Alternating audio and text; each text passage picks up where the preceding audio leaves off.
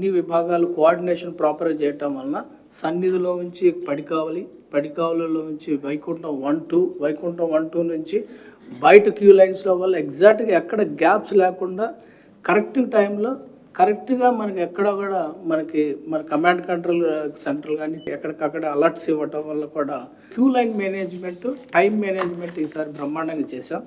Time utilisation బాగా ఉండటం వల్ల, టైం సేవింగ్ ఉండటం వల్ల యాక్చువల్గా మనం అనుకున్న దానికంటే ఓవరాల్ 1 lakh మనం చేసామని చెప్పొచ్చు. పాస్ట్లో మనకి ఎప్పుడు కూడా గొడవలు, పెడబొబ్బలు, రకరకాల ఇబ్బందులు ఉండేవి, మీ అందరికి కూడా తెలుసు. ఈసారి సిస్టంలో పగడ్బందీకి ప్లానింగ్ చేసాం. ప్లానింగ్లోనే 50% సక్సెస్ ఉందని చెప్పొచ్చు. మీరు చూస్తే మనం బోర్డుకి ప్రజెంట్ చేసింది కానీ, సీఎం గారు రివ్యూలో చేసినది కానీ, మన ప్లానింగ్ చూస్తే ప్లానింగ్ కంటే మనం మోర్ దెన్ ప్లానింగ్ చేసాం.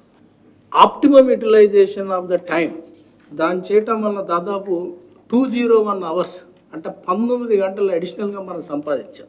ఇదంతా కూడా చాలా సైంటిఫిక్గా డేటా అనాలిసిస్ చేసాం ఈసారి కమాండ్ కంట్రోల్ సెంటర్ ద్వారా. ప్రతి నిమిషం మొత్తాన్ని కూడా ఎఫిషియన్సీ లెవెల్ ఇంకో లెవెల్లో తీసుకెళ్ళాం.